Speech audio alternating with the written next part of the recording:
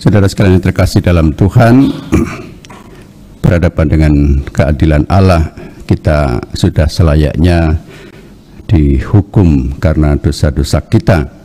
Tetapi karena Allah adalah Allah yang maha baik dan murah hati, Ia tidak ingin kita terbelenggu dalam hukuman, kuasa dosa dan maut, tetapi mengasihi kita untuk kita bertobat dan kembali selamat. Nabi Mika mendapati bangsa Israel yang sudah boleh dikatakan memenuhi apa yang menjadi sebutan bagi mereka, bangsa yang tegar hati dan tegar tengkuk atau bebal, yang sudah menyimpang jauh dari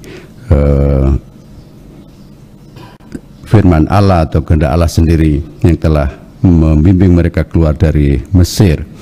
Jadi dia membayangkan bahwa dahulu kala Allah sudah begitu baik terhadap umat Israel, tetapi balasan dari Israel adalah selalu dosa dan pelanggaran.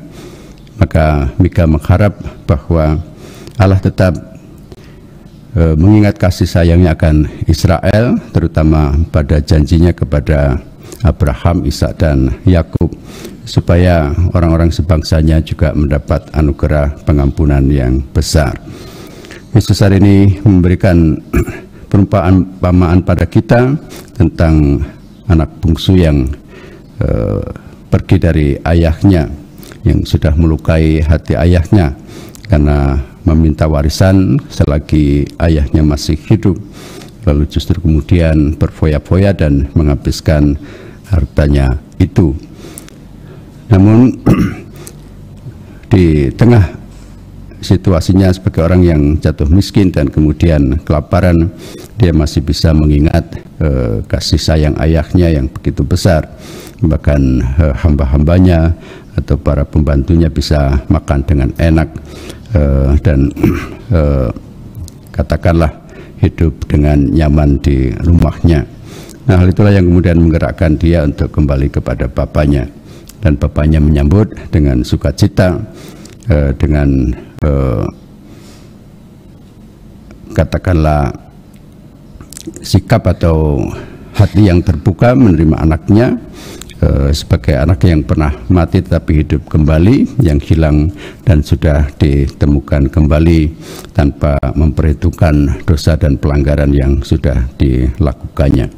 Dan itulah sebetulnya sakramen tobat, sakramen pengampunan yang didirikan oleh Allah sendiri untuk kemudian diberikan kepada para rasulnya, para imamnya, untuk berbuat yang sama, agar selalu terbuka menerima siapapun yang bertobat, yang datang kembali.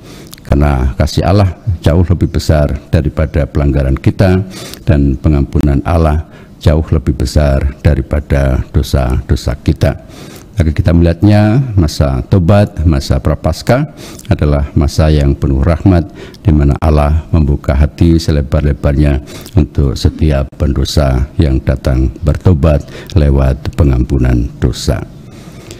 Kemuliaan pada Bapa dan Putra dan Roh Kudus, seperti pada permulaan, sekarang, selalu, dan sepanjang segala abad. Amin.